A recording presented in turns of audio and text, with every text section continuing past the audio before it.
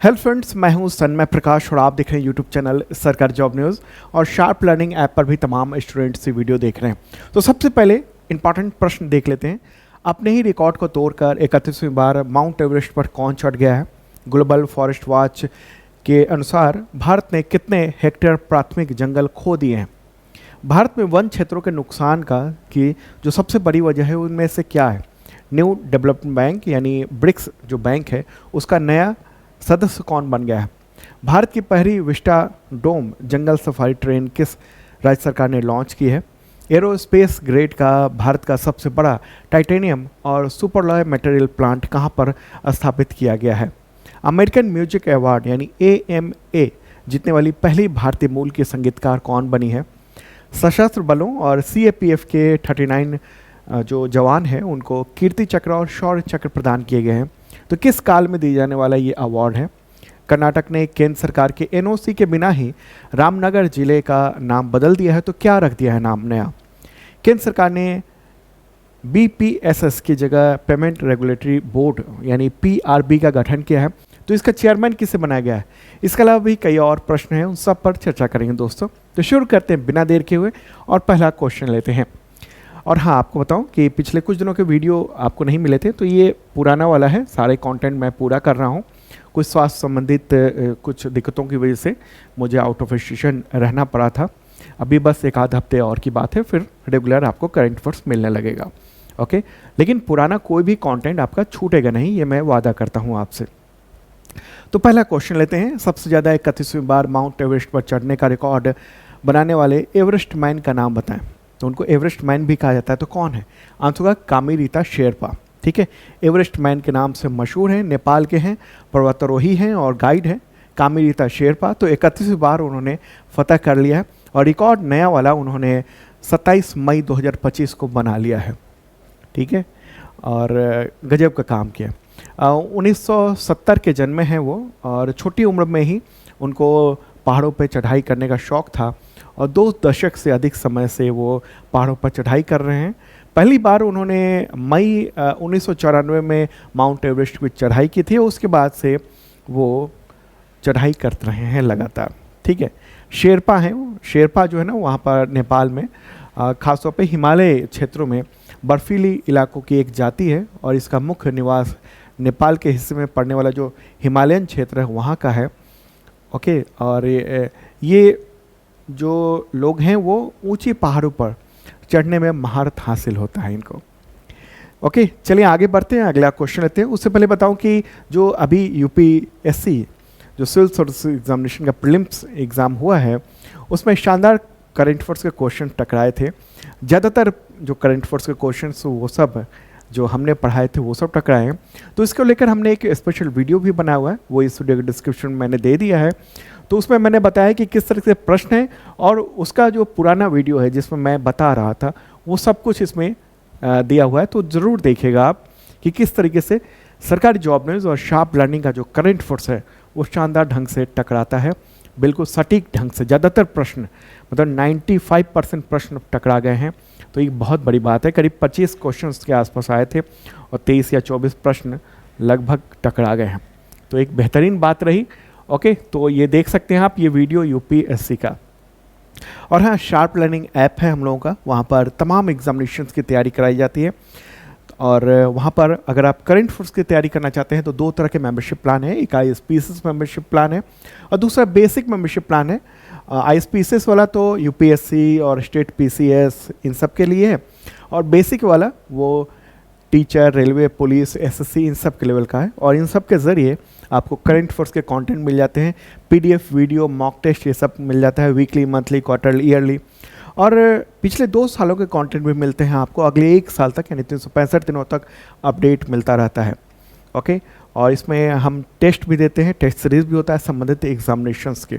एक और बात बताऊं कि जो PDF है ना वो शानदार ढंग से होता है, आपका 1 लाइनर भी होता है, MCQ भी होता है, MCQ नोट्स भी होता है और वीडियो के लिंक भी देते हैं। जो मैं वीडियो में बता रहा हूँ ना वो सब लिंक भी वहाँ पर होता है एवरी क्वेश्चंस के ज़रिए। तो देख सकते हैं आप, शार्प लर्निंग ऐप है, आप गूगल प्ले से इसको डाउनलोड कर सकते हैं।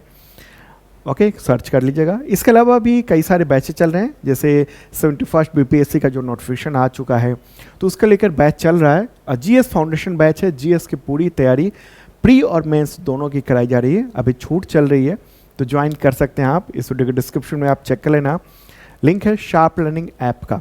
और इसके अलावा भी जैसे एसएससी के बैच है, रेलवे का बैच चल रहा है ऑलरेडी, यूपी पुलिस का, बिहार पुलिस का, बहुत सारे बैचेस चल रहे हैं आपके एग्जामिनेशन के पॉइंट ऑफ व्यू से। चलिए आगे बढ़ते हैं और अगला क्वेश्चन होगा, अंतर्राष्ट्रीय चाय दिवस कब मनाया जाता है? आंसर होगा 21 मई को। और इस बार की थीम क्या है? बेहतर जीवन के लिए चाय, टी फॉर बेटर लाइफ। अंतर्राष्ट्रीय चाय दिवस जो है ना वो पहली बार 2005 में मनाया गया था। भारत, श्रीलंका, नेपाल, केन्या जैसे जो प्रमुख चाय उत्पादक देश हैं उन सब ने मिलकर, उद्देश्य ये कि चाय उत्पादकों की जो स्थिति है वो और बेहतर हो और अंतर्राष्ट्रीय मार्केट में इसको लेकर जो है ना वो मैसेज जाए। ठीक है, और फिर मतलब शुरू में तो 2005 में भारत के और दूसरे देशों के जो है प्रयास से ये दिवस शुरू हुआ था, लेकिन बाद में संयुक्त राष्ट्र महासभा ने फिर आधिकारिक तौर पर 2019 की बात है तब इसको अंतर्राष्ट्रीय चाय दिवस भी घोषित कर दिया था। अगला क्वेश्चन, ग्लोबल फॉरेस्ट वॉच यानी GFW, उसके अनुसार भारत में वन्य क्षेत्र के नुकसान की सबसे बड़ी वजह क्या है? क्या है? कृषि क्षेत्र का विस्तार या कुछ और? आंसर होगा जंगल में आग लगने की घटना। एक समय माना जाता था जब कृषि क्षेत्र का विस्तार करने के लिए जंगलों को काटा जा रहा है, लेकिन अभी जो सबसे बड़ी वजह है वो जंगल में आग लगने की घटना है और लेटेस्ट रिपोर्ट है। इसके बारे में और बताएंगे लेकिन अगले प्रश्न पर। क्वेश्चन यहाँ पर होगा, ग्लोबल फॉरेस्ट वॉच के नए डेटा के अनुसार भारत ने वर्ष 2025 में कितने हेक्टेयर प्राथमिक जंगल खो दिए हैं? कितने हेक्टेयर? आंसर होगा 18,200 हेक्टेयर। ये रिपोर्ट आई है ग्लोबल फॉरेस्ट वॉच की, उसने डेटा जारी किया है मई 2025 में। एक हेक्टेयर का मतलब होता है कि 10,000 वर्ग मीटर। ठीक है, जो वो हो गया। ठीक है, एक हेक्टेयर का मतलब 10,000 वर्ग मीटर। ओके, तो पिछले कुछ वर्षों में काफ़ी जंगल खो दिए हैं हम लोगों ने, और उसमें सबसे बड़ी वजह जो रही है ना वो आग लगने की वजह से रही है। तो ये डेटा कुछ मैं दिखा रहा हूँ कि कब कितने हेक्टेयर ज़मीन जो है ना वो खो दिए हैं भारत ने। जैसे 2024 में देखें तो 18,200 हेक्टेयर है, 2023 में 17,700 हेक्टेयर है, 2022 में 16,900 हेक्टेयर हो गया। ओके, 2021 में 18,300, 2020 में 17,000, 2019 में 14,500 हेक्टेयर ज़मीन जो है ना वो जो है ना वहाँ पर जो वन थे, जंगल थे, वो सब नष्ट हो गए हैं।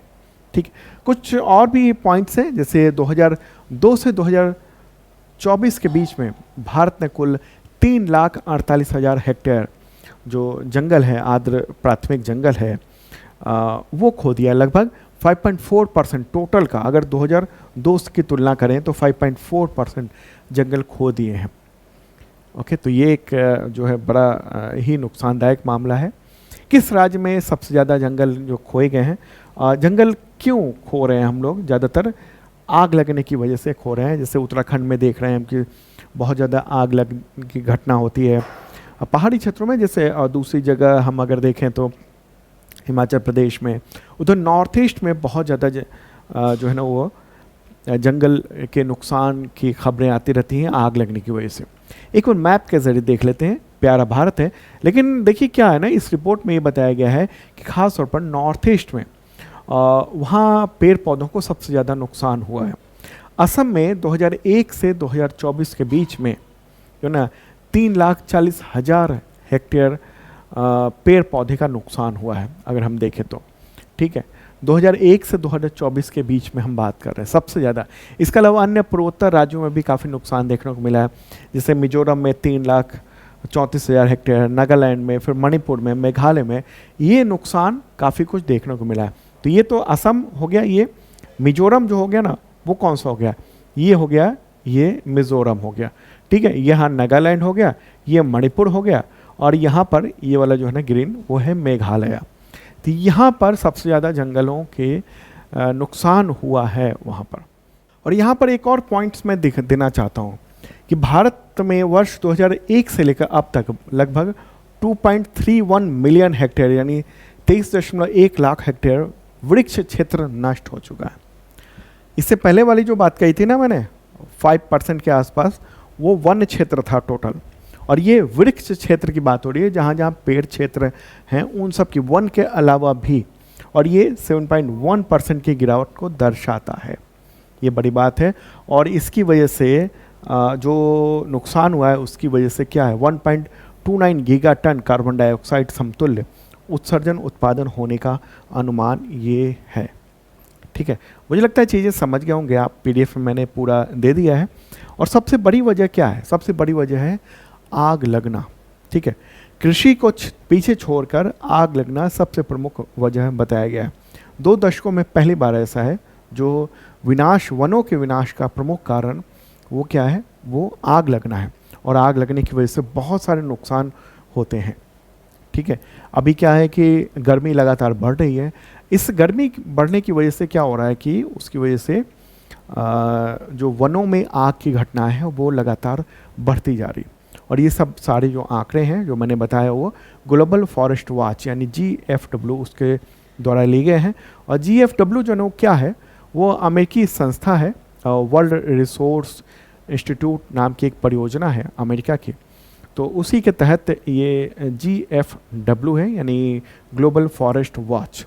ओके, और ये मैरीलैंड यूनिवर्सिटी अमेरिका की है, उसके सहयोग से इसको विकसित किया है, और लगातार अलग अलग ईयर का जो डेटा है ना पूरी दुनिया का, सैटेलाइट के जरिए और दूसरे स्रोतों के जरिए भी वो निगरानी रखी जाती है कि कितना वन क्षेत्र कहाँ पर नुकसान हुआ है। तो ये सब कुछ महत्वपूर्ण जो डेटा था आपके एग्जामिनेशन के लिए महत्वपूर्ण था। अगर सवाल हो कि भारत सरकार क्या कर रही है वन क्षेत्र में, जिस वनों में तो आग लगना ही है, लगता है, तो वन क्षेत्रों के नुकसान को कैसे कम किया जाए, उसके लिए बहुत सारी कानून वगैरह हैं, बहुत सारी योजनाएं हैं। कानून की बात करेंगे जैसे वन संरक्षण अधिनियम 1980 है, और ये गैर वनीय क्षेत्र उद्देश्य के लिए, गैर वनीय उद्देश्य के लिए वन की भूमि के उपयोग को रोकता है। इसमें संशोधन भी किया गया था पिछले दिनों। राष्ट्रीय वन नीति है 1988 की, और इसका लक्ष्य ये है कि जो भारत का भौगोलिक क्षेत्र है उसका कम से कम 33% भाग को वन या वृक्ष आच्छादित यानी वृक्ष से संपन्न वो रखा जाए। ठीक है, इसके अलावा प्रतिपूरक वनारोपण निधि अधिनियम है, और ये सुनिश्चित करता है कि अगर वन का विनाश हुआ है या वनों की कटाई हुई तो उसकी जगह उतनी ही ज़मीन पे वन लग जाए। ठीक है, इसके अलावा जैसे ग्रीन इंडिया मिशन है जलवायु परिवर्तन को लेकर सरकार का, जिसके तहत जो इकोलॉजी सिस्टम है उसको और बेहतर करने का, पेड़ वेड़ लगाने का, इस तरह की चीज़ें हैं। राज्य स्तरीय भी पहल चल रही है अलग अलग राज्यों में, जैसे उत्तर प्रदेश जो है वो हरित आवरण बढ़ाने के लिए 2025 तक 35 करोड़ पौधे लगाने की योजना बनाई हुई है। तो इस तरीके से चल रहा है, लेकिन पेड़ों को नुकसान भी हो रहा है, तो वो इम्पॉर्टेंट है। और एनवायरनमेंट आजकल एग्जामिनेशन के पॉइंट ऑफ व्यू से काफ़ी महत्वपूर्ण हो गया है, इसलिए ये भी ज़रूरी था। चलिए आगे बढ़ते हैं, और अगला क्वेश्चन होगा न्यू डेवलपमेंट बैंक यानी NDB, जिसको ब्रिक्स डेवलपमेंट बैंक भी कहा जाता है, तो उसका नया मेंबर कौन बन गया है? 10वां मेंबर है ये। आंसर का अल्जीरिया। इसके बारे में आपने पिछले साल भी सुना होगा, उस समय इसको परमिशन मिली थी, लेकिन अब आधिकारिक तौर पर इसको मेंबर बना दिया गया है। किसका? ब्रिक्स का नहीं, न्यू डेवलपमेंट बैंक का मेंबर बना दिया गया। ठीक है, तो 22 मई को अल्जीरिया को नया सदस्य के तौर पर इसको स्वीकार कर लिया गया है। वैसे इसका नोटिफिकेशन सितंबर 2024 में ही पिछले साल जारी किया गया था, लेकिन अभी औपचारिक रूप से मेंबरशिप मिल गई है। ठीक है, अल्जीरिया जो है वो महत्वपूर्ण है। NDB यानी न्यू डेवलपमेंट बैंक की अध्यक्ष हैं डिल्मा रूसेफ उनका नाम है। तो उनका कि ये अल्जीरिया जो है ना उत्तरी अफ्रीका की जो अर्थव्यवस्था है उसके लिए तो महत्वपूर्ण है, इसके अलावा पूरी दुनिया के लिए भी महत्वपूर्ण है। ठीक है, तो पहले न्यू डेवलपमेंट बैंक के बारे में जान लेते हैं, उसके बाद फिर अल्जीरिया के बारे में जानेंगे। ब्रिक्स देशों के बारे में तो जानते होंगे।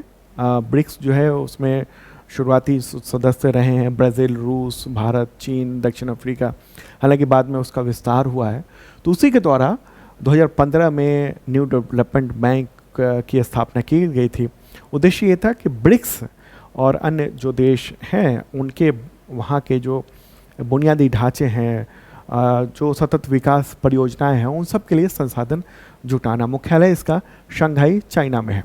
ठीक है। और इसके टोटल 10 सदस्य हैं। संस्थापक सदस्य तो हो गए ब्राज़ील, रूस, भारत, चीन, दक्षिण अफ्रीका, और इसके अलावा मेंबर हैं बांग्लादेश, यूएई, उरुग्वे, मिस्र और अल्जीरिया है। ठीक है, तो ये एक इम्पॉर्टेंट बात रही। और अल्जीरिया के बारे में भी जान लें, एक बार मैप के ज़रिए देख लेते हैं। अफ्रीकी देश है ये प्यारा भारत है अपना, और आप चलते हैं अफ्रीका की ओर मैप के ज़रिए। ये विशालकाय अफ्रीका आप देख रहे हैं, और इसी के उत्तर में इस तरफ जो रेड कलर में दिख रहा है वो है अल्जीरिया, और यहाँ के प्रेसिडेंट हैं अब्देल मजीद तेब्बौन। राजधानी यहाँ की अल्जीयर्स है। मुद्रा यहाँ पर अल्जीरियाई दिनार होती है। इसके पड़ोसी देशों की बात करेंगे तो लीबिया हो गया, ठीक है, नाइजर हो गया, माली हो गया, मॉरिटाना हो गया, मोरक्को हो गया, ट्यूनीशिया हो गया, ये सारे इसके बाकी पड़ोसी देश हैं। आगे बढ़ते हैं। अगला क्वेश्चन होगा यहाँ पर, वर्ष 2025 में वैशाख दिवस कब मनाया गया? तो आंसर होगा 12 मई को। भगवान बुद्ध के जन्मदिन को वैशाख दिवस के रूप में मनाया जाता है, और संयुक्त राष्ट्र के द्वारा घोषित है। 1999 में ये दिवस जो है ना औपचारिक रूप से घोषित किया गया था संयुक्त राष्ट्र के द्वारा, और सन 2000 से लगातार ये दिवस मनाया जाता है। तो मई महीने के पूर्णिमा के दिन वैशाख जो है ना पूरी दुनिया के जो लाखों बौद्ध, करोड़ों के ये बौद्ध हैं, उनके लिए सबसे पवित्र दिन होता है। 2.5 सहस्राब्दी पहले यानी 623 ईसा पूर्व वैशाख के दिन ही भगवान बुद्ध का जन्म हुआ था। ओके, और वैशाख के दिन ही उनको ज्ञान की प्राप्ति हुई थी और वो बुद्ध कहलाए थे। ठीक है, वैशाख के दिन ही बुद्ध ने अपने 80वें वर्ष में प्राण त्यागे थे। ठीक है, चलिए आगे बढ़ते हैं और अगला क्वेश्चन लेंगे। भारत की पहली विस्टाडोम जंगल सफारी ट्रेन किस राज्य सरकार ने लॉन्च की है? आंसर को उत्तर प्रदेश ने। तो ये 17 मई को एक ऑफिशियल बयान जारी किया गया है उत्तर प्रदेश सरकार के द्वारा, और ये क्या गया कि खास ट्रेन जो है ना सेवा शुरू हुई है, और इसमें विस्टाडोम कोच लगे हुए हैं, और ये जो सर्विस है वह बहराइच जिले के करतिनिया घाट वन्यजीव अभयारण्य को पीलीभीत के जो दुधवा टाइगर रिजर्व है उससे जोड़ेगा। ठीक है, ये इस तरह की ट्रेन होगी। देखिए, विस्टाडोम जो ट्रेन है ना वो भारत के लिए कोई नया नहीं है। नॉर्थ ईस्ट में, वेस्टर्न घाट में, हिमालयन क्षेत्रों में ये ट्रेन संचालित होती है, लेकिन जंगल सफारी में इस ट्रेन का उपयोग पहली बार यूपी में किया गया। इसलिए ये कहा जा रहा है कि देश की ये पहली विस्टाडोम जंगल सफारी ट्रेन है, ये माना जा रहा है। ठीक है, तो ये इस तरीके से ट्रेन चलती है। इसमें होता ये है कि बहुत सारे ग्लास लगे होते हैं पारदर्शी, जिससे बाहर का नज़ारा पूरी तरह से दिखता है। ठीक है, तो ये अलग तरह का अनुभव होता है। चलिए आगे बढ़ते हैं। अगला क्वेश्चन, विश्व एड्स वैक्सीन दिवस कब मनाया जाता है? तो होगा 18 मई को। तो आप कहेंगे क्या एड्स की वैक्सीन आ चुकी है क्या? देखिए, इसके प्रयोग बहुत सारे हो चुके हैं, लेकिन ऑफिशियली अभी कोई वैक्सीन अवेलेबल है नहीं। HIV जो इसकी शुरुआती स्टेज है, तो HIV को रोकने के लिए कोई टीका है नहीं, लेकिन कुछ टीके हैं जो कि मतलब कुछ दवाएं हैं, टीके के रूप में कहना थोड़ा सा ज़्यादा हो जाएगा, जो उनको मदद कर सकती है। ठीक है, देखिए, पहली बार ये विश्व एड्स वैक्सीन दिवस जो ना 1998 में मनाया गया था। हुआ ये था कि 1997 में अंतर्राष्ट्रीय स्तर पर वैक्सीन परीक्षण किया गया था एड्स को लेकर। ठीक है, और ये मकसद ये है कि इस एड्स की वैक्सीन आए और वो लोगों तक पहुँचे और इसको लेकर रिसर्च बढ़े, तो ये मैसेज देने की कोशिश है। ठीक है, एड्स का पूरा नाम क्या है? एक्वायर्ड इम्यूनोडिफिशियंसी सिंड्रोम, और ये मनुष्यों में HIV के कारण होता है। ह्यूमन इम्यूनोडिफिशियंसी वायरस उसकी वजह से होता है। अगला क्वेश्चन लेते हैं। एरोस्पेस ग्रेड का भारत का सबसे बड़ा टाइटेनियम और सुपरलॉय मटेरियल प्लांट कहाँ पर स्थापित हुआ है? इनमें से कौन सी जगह पर? आंसर का लखनऊ, उत्तर प्रदेश में। तो रक्षा मंत्री राजनाथ सिंह और यूपी के जो चीफ मिनिस्टर हैं योगी आदित्यनाथ, उन्होंने मई 2025 में ही इसका उद्घाटन किया है। इस प्लांट का ये नया बना है और एरोस्पेस ग्रेड का टाइटेनियम प्लांट है। 50 एकड़ में फैला हुआ है और इसकी क्षमता 6000 टन है। ठीक है, और इसमें ये बताया जा रहा है, दावा ये किया गया कि दुनिया का सबसे बड़ा एक ही जगह पर बना हुआ टाइटेनियम पुनः पिघलने वाला ये प्लांट है। तो एरोस्पेस के लिए ये जो हाई क्वालिटी का जो टाइटेनियम है उसको यहाँ उत्पादन किया जाएगा, उसको ढाला जाएगा, ताकि जो विमानन क्षेत्र हो गया, अंतरिक्ष क्षेत्र हो गया, इन सब में जो टाइटेनियम की ज़रूरत है उस तरह की क्वालिटी का बनाया जा सके। ठीक है, तो ये एक इम्पॉर्टेंट बात रही। उत्तर प्रदेश में ये स्थापित किया गया और ये फोटोग्राफ आप देख रहे हैं मेरे बगल में। अगला क्वेश्चन लेंगे, अमेरिकन म्यूजिक अवार्ड यानी AMA जीतने वाली पहली भारतीय मूल के संगीतकार कौन बनी है? आंसर होगा राजा कुमारी। ठीक है, राजा कुमारी। तो न्यूज़ भी आप देख रहे हैं द हिंदू में कि फर्स्ट इंडियन ओरिजिन है, म्यूजिशियन है जिन्होंने AMA अवार्ड जो है वो जीत लिया है। रैपर है, राजा कुमारी नाम है उनका, और ये फोटोग्राफ आप देख रहे हैं।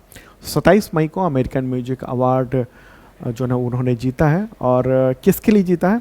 ऑर्केन League of Legend, soundtrack के लिए उन्होंने ये अवार्ड जीता है। कौन से?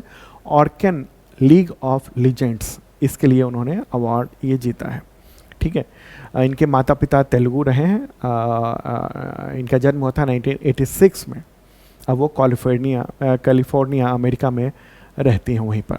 और अमेरिकन म्यूजिक अवार्ड जो है ना वो 1974 से दिया जाता है और एक प्रमुख अमेरिका का म्यूजिक अवार्ड ये माना जाता है। अगला क्वेश्चन, विश्व माप विज्ञान दिवस कब मनाया जाता है? तो वह है 20 मई को। और इस बार की थीम क्या है? इस बार की थीम है सभी समय सभी लोगों के लिए माप। ठीक है, measurement for all times for all people. Okay, तो ये दिवस मनाया जाता है।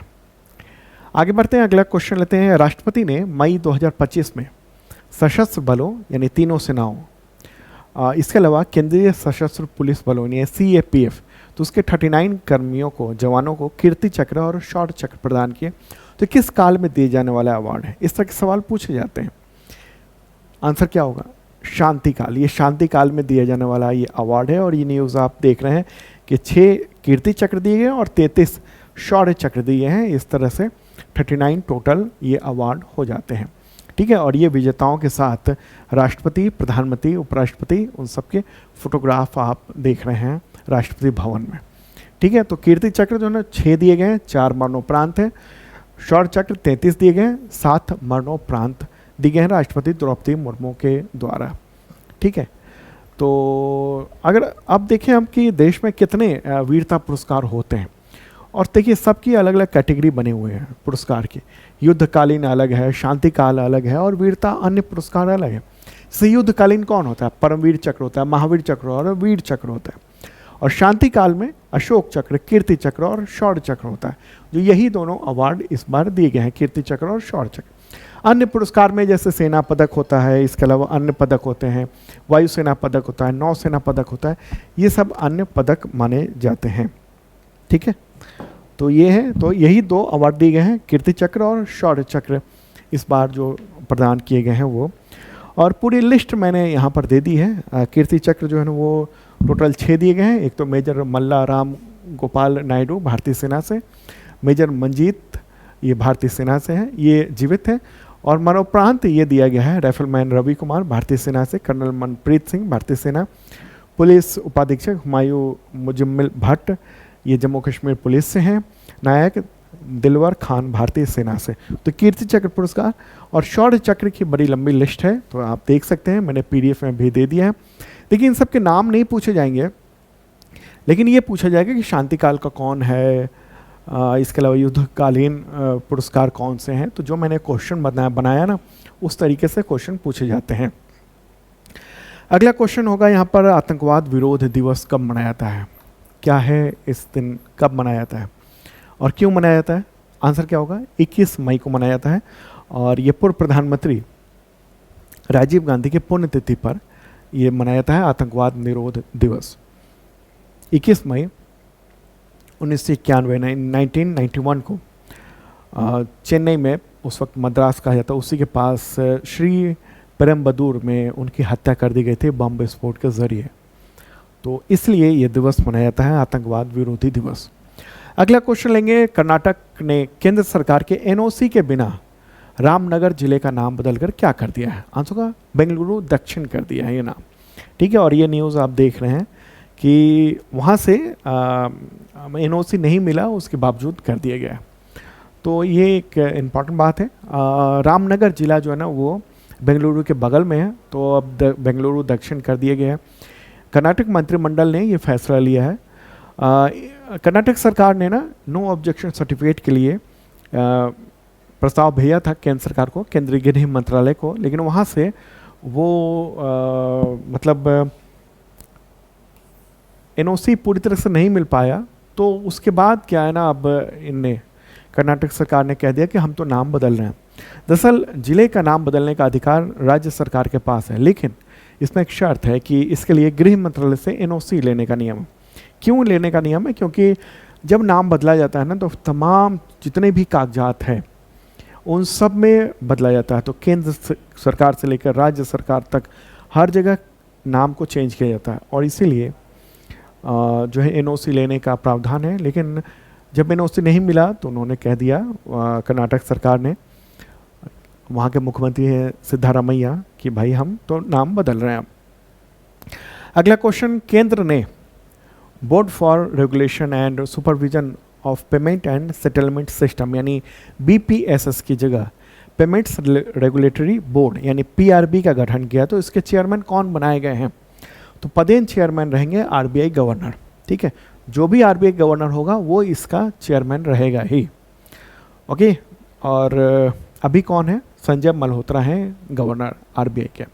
तो केंद्र सरकार ने 21 मई को ये तमाम जो पेमेंट इकोसिस्टम है ना उसमें बदलाव करते हुए ये पेमेंट्स रेगुलेटरी बोर्ड का गठन किया। इसका काम क्या होगा? जितने भी पेमेंट्स होते हैं ना उसको लेकर उसका एक रेगुलेटर है, मतलब वो नज़र रखेगा चीज़ों को लेकर।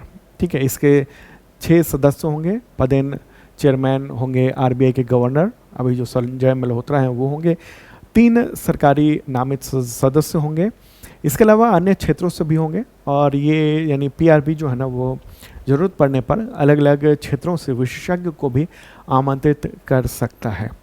ठीक है, तो ये इम्पॉर्टेंट बात रही। चलिए आगे बढ़ते हैं। अगला क्वेश्चन, अंतर्राष्ट्रीय जैव विविधता दिवस कब मनाया जाता है? इंटरनेशनल बायोडाइवर्सिटी डे आंसर होगा 22 मई को मनाया जाता है। और इस बार की थीम क्या है? प्रकृति के साथ सामंजस्य और सतत विकास। ठीक है, तो ये है इस बार की थीम। तो दोस्तों ये था इंपॉर्टेंट करंट अफेयर्स आप सबके एग्जामिनेशंस के लिए। कैसा लगा कमेंट बॉक्स में बता सकते हैं आप। और सारे पुराने करंट अफेयर्स आपको मिलेंगे, कुछ छूटेगा नहीं। आपका करंट अफेयर्स थोड़ा डिले हो रहा है, स्वास्थ्य वजहों से मुझे बाहर रहना पड़ जा रहा है। 1 हफ्ते और की बात है, फिर रेगुलर आपका टोटल करंट अफेयर्स आने लगेगा। ठीक है, ओके, बाय।